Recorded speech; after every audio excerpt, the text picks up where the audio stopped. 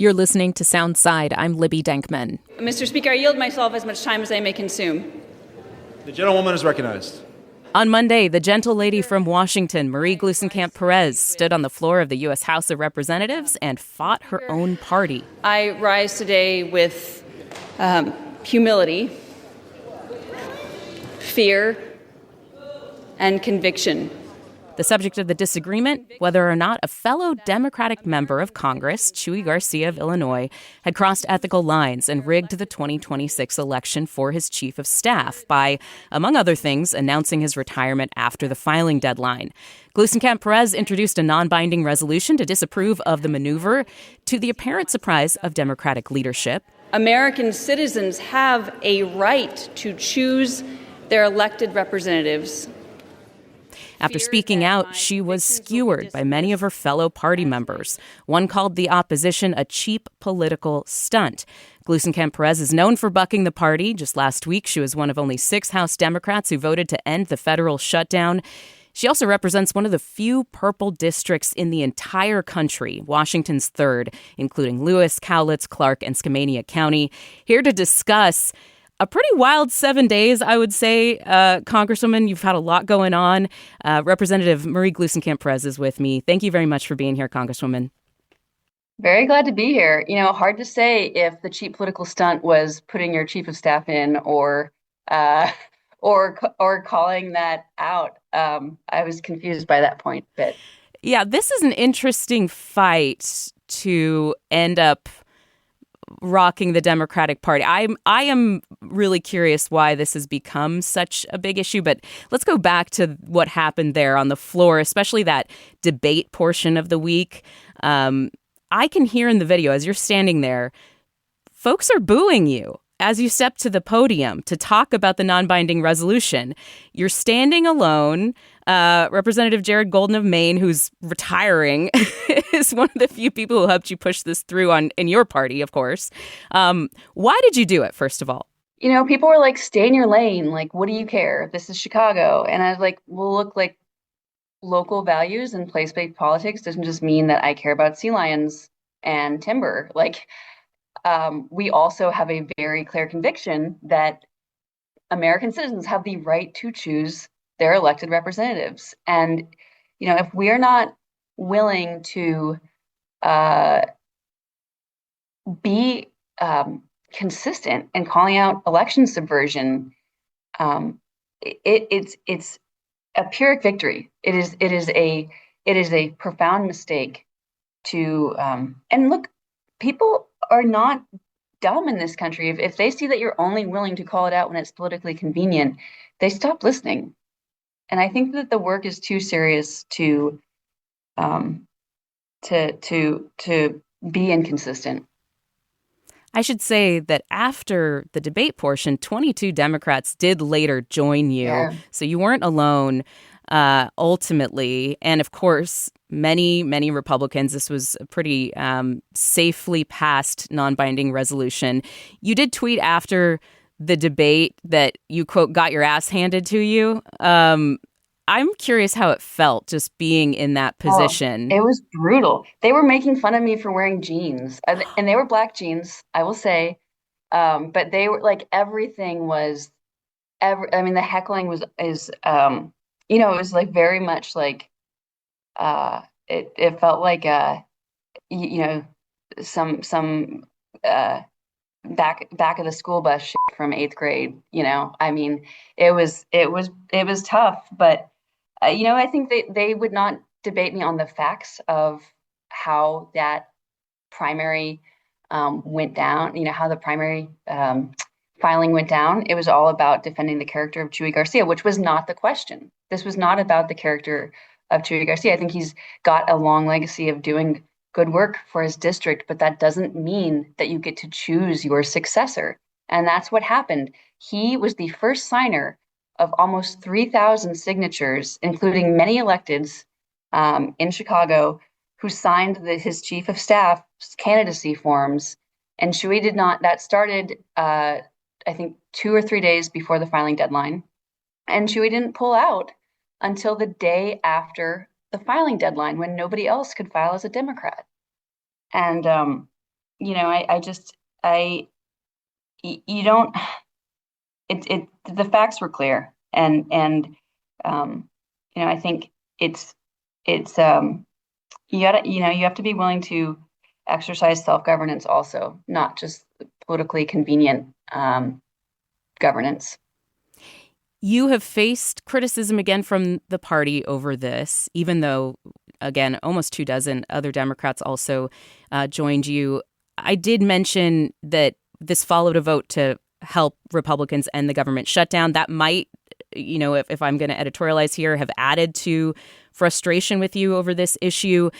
I mean, my impression is that Democrats feel like you are not helping with the unity message. Like they're trying to present this united front against President Trump's moves to cut Medicaid, to politicize the Justice Department, other things that Democrats are upset about.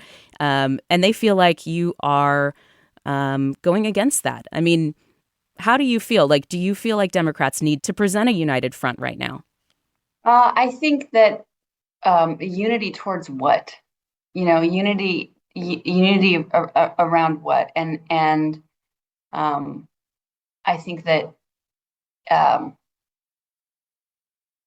I think that what I'm talking about are, this is actually the Democratic sentiment that we have been pretty loud about election subversion, all these issues, and I kind of felt like, why you don't have to fight me on this. This is not this should not be controversial. I think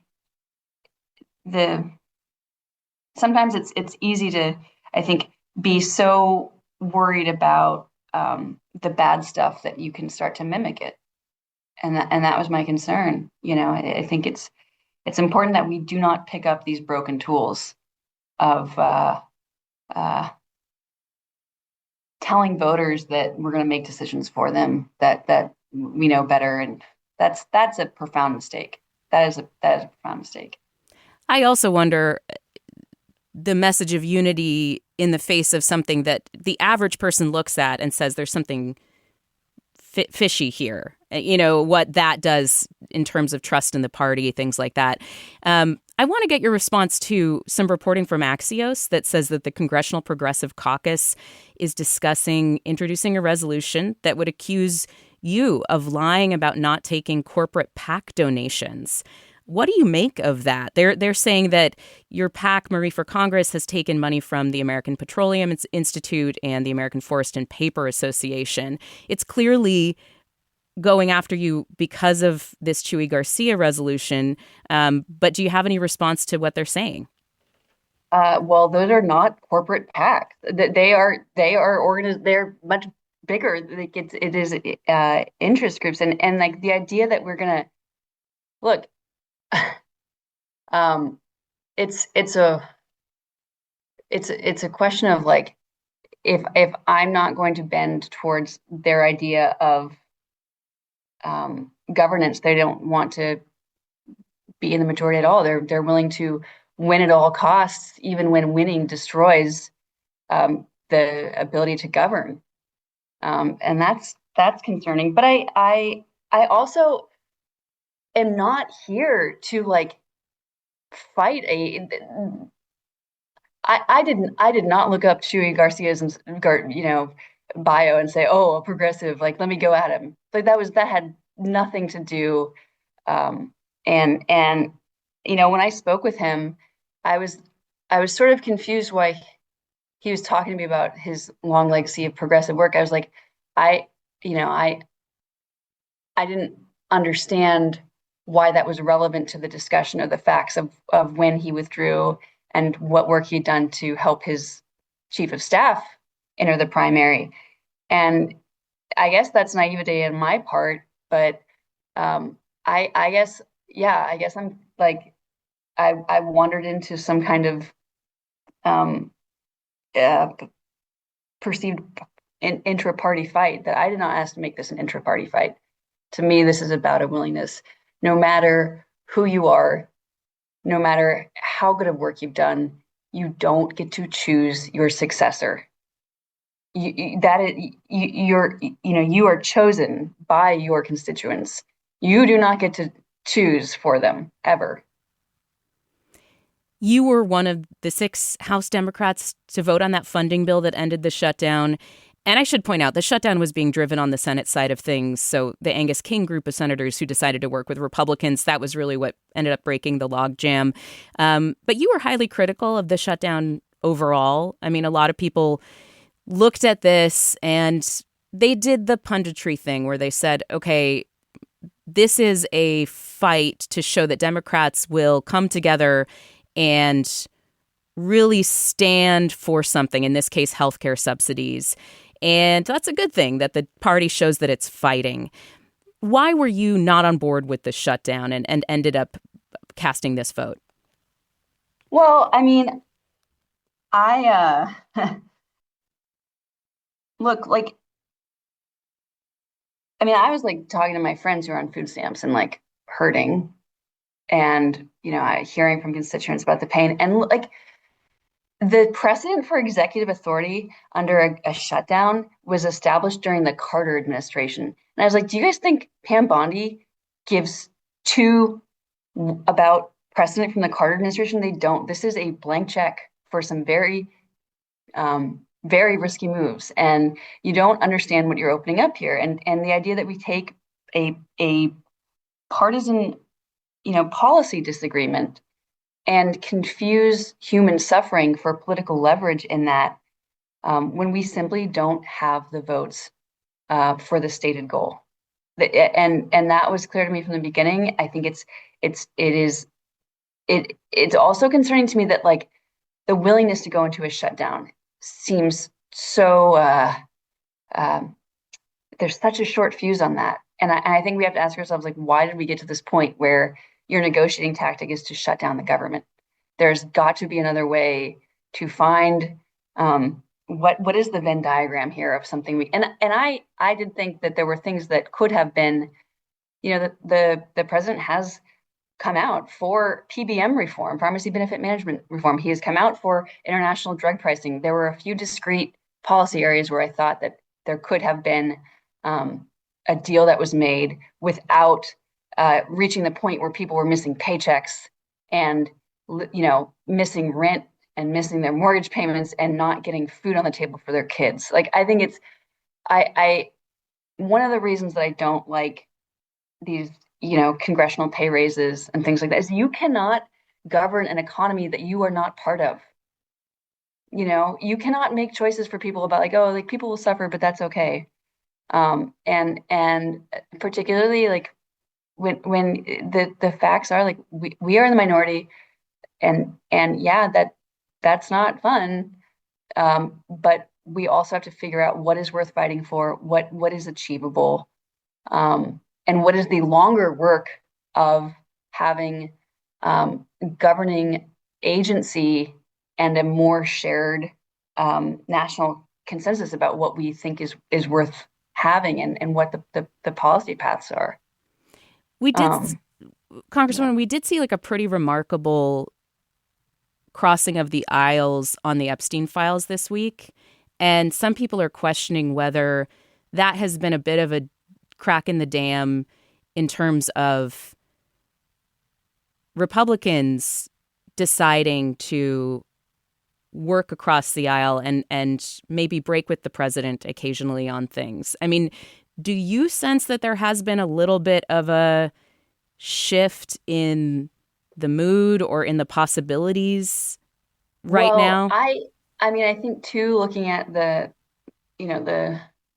Republicans who voted on censuring Corey Mills for the, allegations of domestic abuse, like a lot of people are saying, like, I think there is the